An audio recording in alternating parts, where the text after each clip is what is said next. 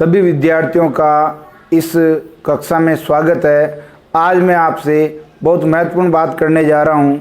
BSTC का जो exam है बहुत जल्द होने वाला है और मैं आपके लिए लेकर के आ रहा हूँ हिंदी की पुराने पेपर की सॉल्व करने की सीरीज। यानी पिछले 10 सालों के हिंदी के जो भी प्रश्न आए हैं उन प्रश्नों को जो है हम प्रत्येक क्लास में एक वर्ष का प्रश्न पत्र हल करेंगे और उस एक प्रश्न पत्र के जो हिंदी के आपके 30 क्वेश्चन हैं, 30 प्रश्न जो हैं, हम केवल वो 30 प्रश्न हल नहीं करेंगे।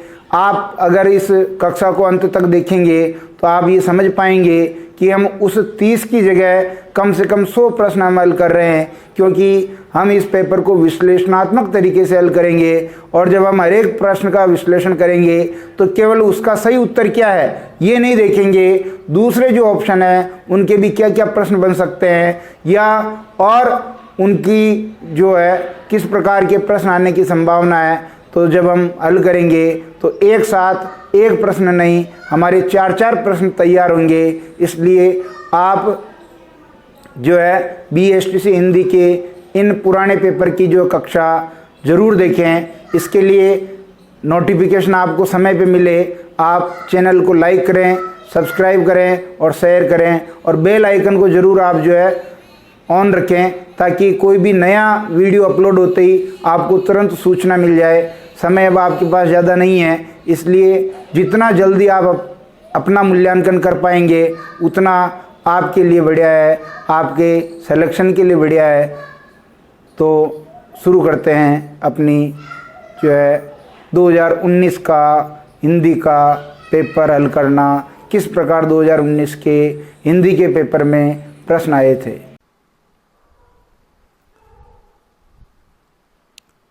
शुरू करते हैं BSTC 2019 का हिंदी का पेपर सॉल्व करना।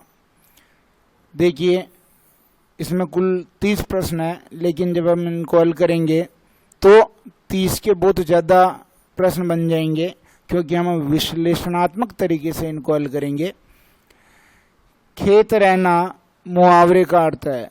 खेत रहना मुहावरे का अर्थ क्या हो गया? वीर गति पाना।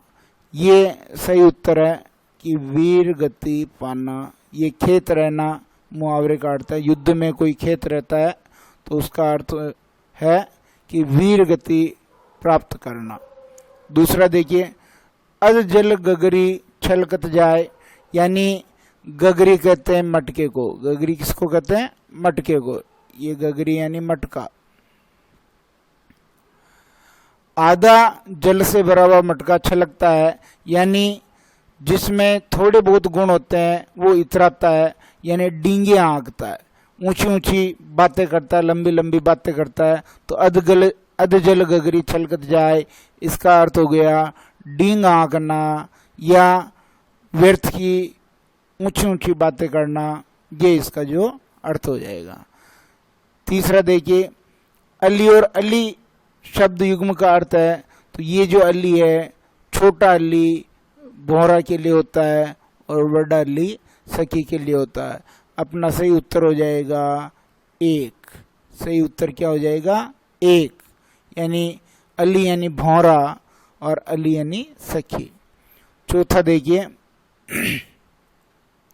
इनमें से कौन से शब्द की वर्तनी शुद्ध है? तो पर्णकुटी, ये कु या छोटा आना चाहिए, ये र आधा आना चाहिए और यहाँ पर्ण ये नैना आना चाहिए। ये वाला अपना सही है, पर्णकुटी। फिर आगे देखिए, उसने अपने मित्र का पुस्तकालय खरीदा को मिश्र वाक्य में परिवर्तित करने पर उचित विकल्प होगा। तो यहाँ पहले हम समझ लें कि मिश्र वाक्य क्या है। मिश्र वाक्य जो है, मिश्र वाक्य क्या है? मिश्र वाक्य क्या है?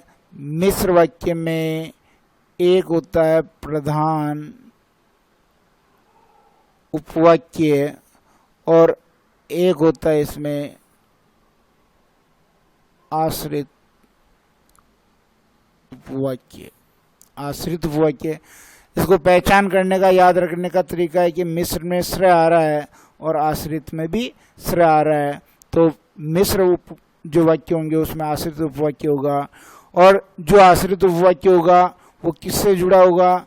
या तो की शब्द से जुड़ा होगा, या जुड़ा होगा आपका जो, जिसका, या जिसकी, इससे जुड़ा होगा, या फिर जुड़ा होगा यदि, तो, जब, तब, जहां, ये सब वाक्यों से जुड़ा होगा, वो मिश्र वाक्य होगा। तो देखिए प्रश्न कह रहा उसने अपने मित्र का पुस्तकालय खरीदा। अब इसको मिश्र वाक्य में बदलना है तो जाहिर सी बात है कि इन्हीं योजक चिन्हों में से कोई ना कोई आना चाहिए। तो उसने अपने मित्र का पुस्तकालय खरीद ही लिया, इसमें कोई योजक चिन्ह नहीं है। अपने मित्र का पुस्तकालय से खरीदा, इसमें भी कोई योजक चिन्ह नहीं है। उसने उस पुस्तकालय को खरीदा, जो, यहाँ जो शब्द आ गया है, और ये जो शब्द आ गया है तो ये अपना मिश्र वाक्य का उदाहरण हो जाएगा। यहाँ देखिए ये और आ रहा है, और ये और किस में आता है? किंतु, परंतु, लेकिन, अथवा, एवं, और, तथा, ये सब योजक चिन्ह जो आते हैं ये आते हैं आपके संयुक्त वाक्य में। कौन से वाक्य में? संयुक्त वाक्य में। फिर दूसरा प्रश्न देखिए, पानी न बरसता तो धान सूख जाता, ये किस तरह का वाक्य होगा? देखिए यहाँ जो वाक्य होगा ये, पानी न बरसता तो धान सूख जाता, क्योंकि यहाँ पर बात की जा रही है पानी नहीं बरसने से धान का संबंध है, यानी शर्त की बात की जा रही है। और अगर शर्त आ जाए तो वो फिर आपका संकेतवाचक हो जाएगा। संकेतवाचक वाक्यों में शर्त होती है, और इच्छावाचक वाक्यों में जो आपके इच्छावाचक वाक्य होंगे उसमें आपके देखिए किसी की इच्छा होगी, या फिर शुभकामना बताई जा रही होगी, या फिर जो है आशीर्वाद वाला भाव होगा। ये सारे भाव इच्छावाचक वाक्य में होंगे। संदेहवाचक में संदेह की स्थिति होगी, या तो शायद शब्द आएगा, या फिर भविष्य की बात की जाएगी, भविष्य में शंका वाली बात की जाएगी। विधिवाचक वाक्य, सामान्य वाक्य जो है विधिवाचक वाक्य होते हैं। तो अपना कुल मिला के उत्तर यहाँ जो है संकेतवाचक वाक्य, क्योंकि यहाँ शर्त की बात की जा रही है। मनुष्य के विचारों को पूर्णता से प्रकट करने वाले पद समूह को कहते हैं। तो यहाँ देखिए वाक्य कहते हैं। अपना सही उत्तर क्या? वाक्य, क्योंकि वाक्य से मनुष्य क्या करता है? अपने विचार प्रकट करता है। पदबंध क्या है? ये शब्द है जो वाक्य में प्रयुक्त होता है, वाक्य में प्रयुक्त होता है। उपवाक्य क्या है? ये वाक्य का ही भाग है, ठीक है ना। फिर आगे देखिए, एक स्थान से दूसरे स्थान को हटाया हुआ क्या कहलाता है? एक स्थान से दूसरे स्थान को हटाया हुआ कहलाता है स्थानापन्न। क्या कहलाता है? स्थानापन्न।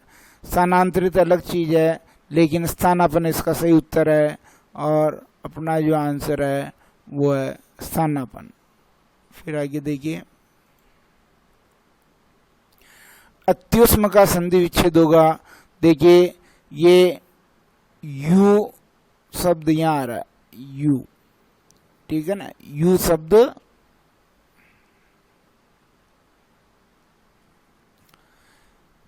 यहाँ यू शब्द आ रहा है, और यू के पहले ये आधा तय है। इसका मतलब जब भी ये र और व इनके पहले आधा व्यंजन आ जाए, आधा व्यंजन, तो समझ लेना है कि ये यण संधि का उदाहरण है। कौन सी संधि का उदाहरण है? यण संधि का। तो यहाँ देखिए हम यहीं से तोड़ेंगे इसको, अति धन उष्म, क्योंकि यहाँ मात्रा बड़ी लग रही है तो यहाँ पर भी मात्रा बड़ी आएगी।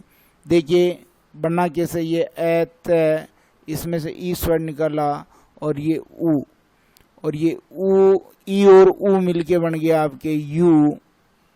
तो ये आधा त इसमें लग गया और ए पूरा मैंने लिख दिया और ये पूरा का पूरा यहाँ आ गया, आपका बन गया अत्युष्म। तो क्या होगा, अतिधन उष्म, और ये है अपना सी वाला ऑप्शन सही, अतिधन उष्म।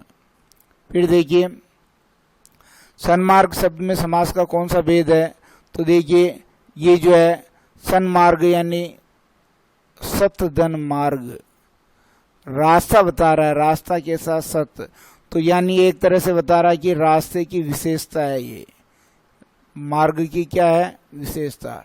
तो हमें ये पता करना है कि विशेषण और विशेष्य कौन से समास में होता है, तो विशेषण और विशेष्य होता है आपका कर्मधारय समास में। कौन से समास में होता है, कर्मधारय समास में। हीनता अनादर और पतन को दर्शाने वाला उपसर्ग है, हीनता अनादर और पतन को दर्शाने वाला उपसर्ग है। देखिए अनु का मतलब आता है पीछे, अनु का मतलब क्या आता है, पीछे। जैसे देखिए अनुज यानी जो पीछे जन्म लेता है, छोटा भाई अनुज। अधि का मतलब होता है या तो ऊपर या फिर होता है अधि का मतलब श्रेष्ठ।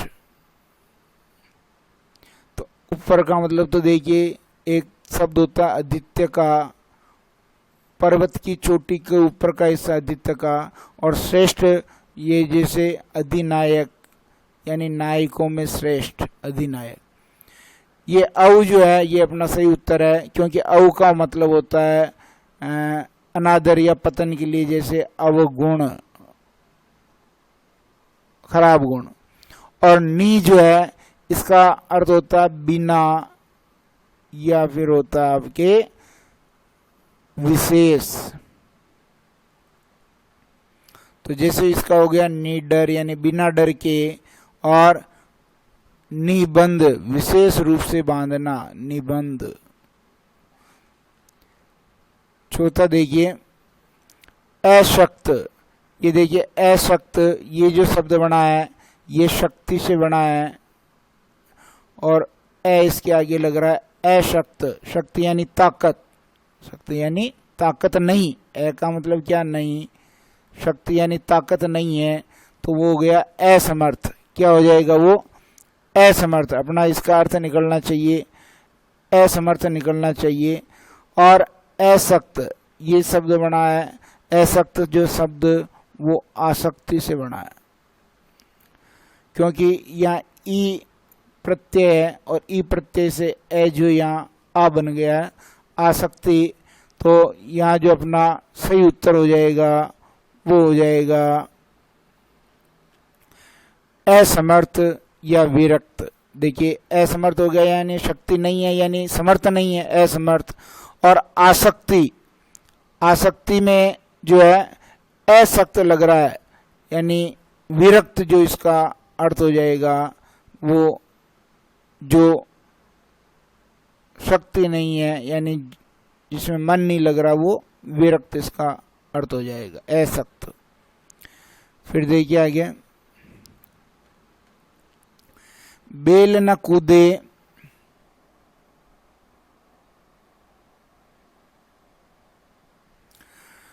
आगे उदाहरण देखिए, बेल न कूदे तंगी, कहावत का अर्थ है, ये जो कहावत है इस कहावत का अर्थ है स्वामी के बल पर नौकर का साहस, यानी नौकर जो उछलता है वो स्वामी के बल पर उछलता है, तो ये इसका सही उत्तर हो जाएगा। दूसरा बाछे खिलना, इसका मतलब है अत्यंत प्रसन्न होना, बाछे खिलना का मतलब क्या है, अत्यंत प्रसन्न होना। कौनते शब्द किससे बना है, देखिए कौनते शब्द बना है कुंती धन ए से। अब जब ए प्रत्यय लगता है तो ये ऊ स्वर जो है ये बदल जाता है औ में, ऊ स्वर किसमें बदल जाता है, औ में। तो ये बन गया कौन ते, कुंती से क्या बन गया, कौन ते। तो कुंती धन ए, कौन ते अपना जो बी वाला ऑप्शन है वो सही है। फिर देखिए आगे प्रश्न क्या है, इनमें से सुंदर शब्द का पर्यायवाची कौन सा नहीं है। पर्यायवाची सुंदर शब्द का जो है पर्यायवाची नहीं पूछा है, प्रश्न ध्यान से पढ़ेंगे। अगर प्रश्न ध्यान से नहीं पढ़ेंगे तो गलती हो जाएगी। तो यहाँ देखिए, रुचिर का मतलब भी सुंदर होता है, चारू का मतलब भी सुंदर होता है, ललित का मतलब भी सुंदर होता है।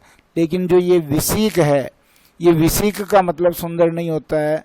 विसीक का मतलब क्या होता है? विसीक का मतलब तीर होता है, बाण होता है, इसका मतलब सुंदर नहीं होता है।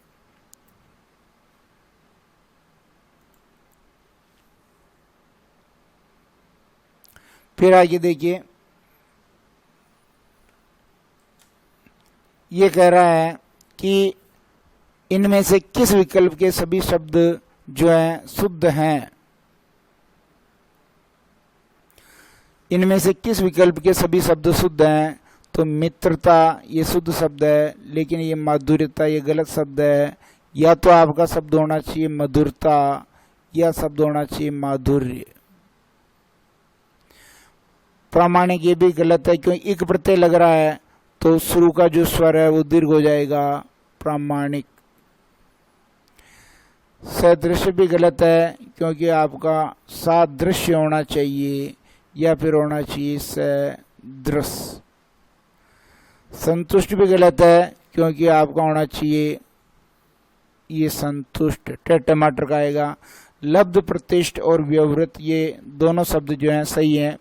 फिर देखिए, जिस वाक्य में एक साधारण वाक्य के अतिरिक्त उसके अधीन कोई दूसरा अंग वाक्य हो, यानी कहने का मतलब ये कह रहा है कि दूसरा वाक्य होना चाहिए, और ऐसा होगा केवल मिश्र वाक्य में।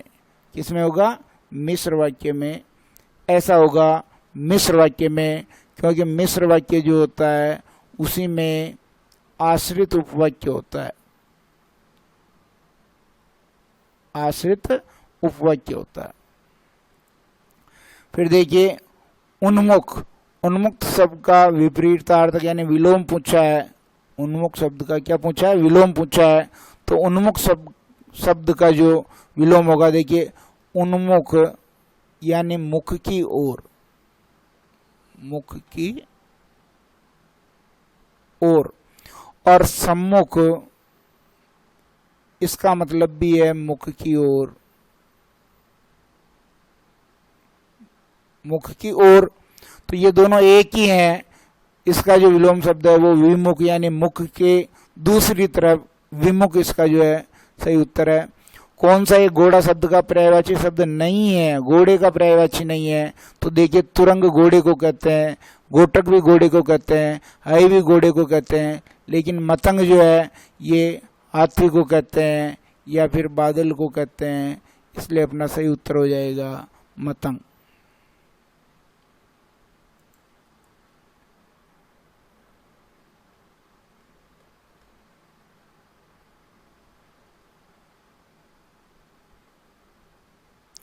फिर देखिए, जो आंखों के सामने हो वाक्यांश के लिए एक शब्द यानी वन वर्ड पूछा है इसने, तो पाक्षिक होता है 15 दिन में होने वाला, 15 दिन में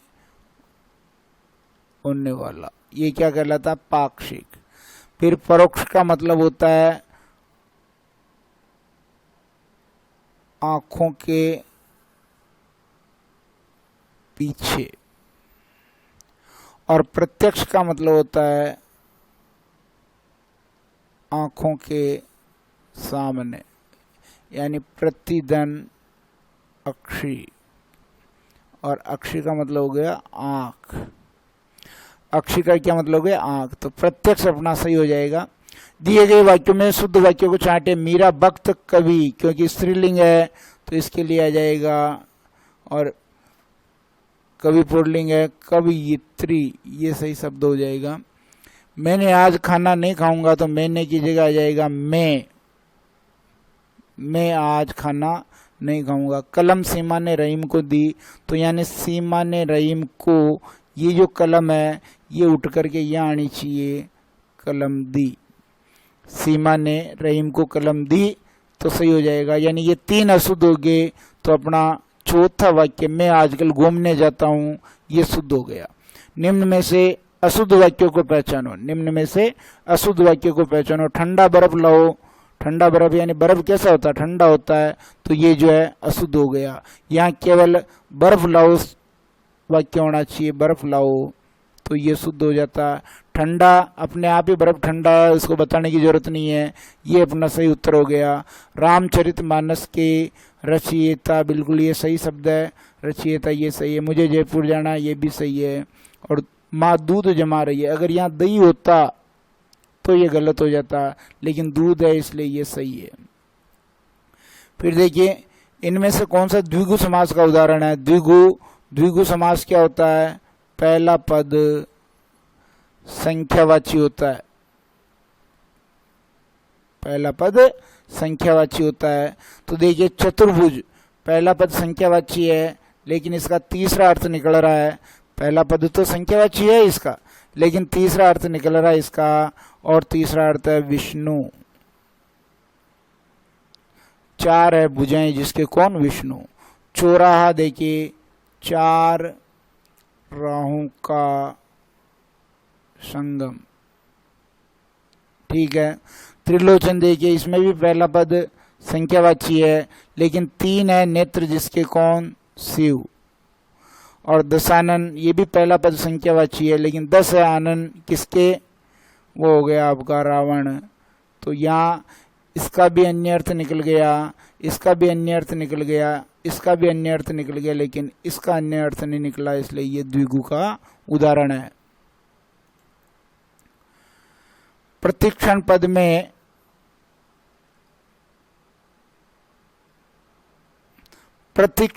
में शब्द में कौन सा समास है, तो यहाँ प्रति शब्द आ रहा है।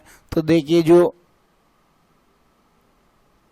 अव्ययी भाव समास है, अव्ययी भाव समास, इसमें अव्यय या उपसर्ग आते हैं, अव्यय या उपसर्ग आते हैं। तो यहाँ प्रति उपसर्ग है, तो ये अव्ययी भाव समास का उदाहरण हो गया। अप उपसर्ग से निर्मित शब्द है, अप उपसर्ग लाना है। तो देखिए अपिदान में अपि उपसर्ग है, अपकीर्ति में अप उपसर्ग है, और अपितु में अपि उपसर्ग है। तो अपना उत्तर कौन सा हो जाएगा, बी वाला अपना सही उत्तर हो जाएगा।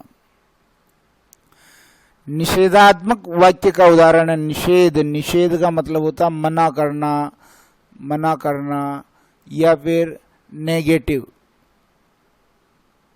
नेगेटिव जो सेंटेंस होते हैं वो निषेधात्मक वाक्य होते हैं। आप कहाँ जा रहे हैं, ये प्रश्नवाचक है, ये प्रश्नवाचक है। सड़क पर मत भागो, ये मत, ये निषेध कर रहा है, तो ये हो गया निषेधात्मक। मना कर रहा है ना, निषेधात्मक, ये सही उत्तर हो गया। राम खेल रहा है, राम क्या कर रहा है, राम खेल रहा है, तो खेल रहा, तो ये विधानार्थक है। सामान्य वाक्य विधानार्थक कहलाते हैं, विधानार्थक। और ईश्वर सबका भला करे, ये इच्छार्थक है। इच्छार्थक में क्या होता है, इच्छा होती है, इच्छा होती है, आशीर्वाद होता है, मनोकामना होती है। ये सब किस में होते हैं, इच्छार्थक में होते हैं। फिर देखिए जिस वाक्य में एक उद्देश्य और एक विधेय होता है वो क्या कहलाता है, एक ही उद्देश्य और एक ही उद्देश्य, एक ही विधेय, ये होता है सरल वाक्य या साधारण वाक्य। या तो सरल वाक्य में ऐसा होता है या साधारण वाक्य में ऐसा होता है, तो ये अपना उत्तर हो जाएगा सरल वाक्य। मिश्र वाक्य में क्या होता है, एक प्रधान उपवाक्य और इसके ऊपर आश्रित उपवाक्य। और यह आश्रित उपवाक्य किस पे हो जाएगा, इस पे हो रहा है। और संयुक्त वाक्य, ये दो जो है वाक्यों को संयोजक द्वारा जोड़ना, जैसे किंतु, परंतु, लेकिन, अथवा, एवं, और तथा, ये सारे जो संयोजक है ये संयुक्त वाक्य के हैं।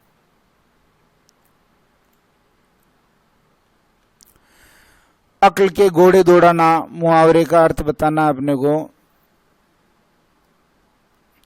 अक्ल के घोड़े दौड़ाना मुहावरे का अर्थ बताना है।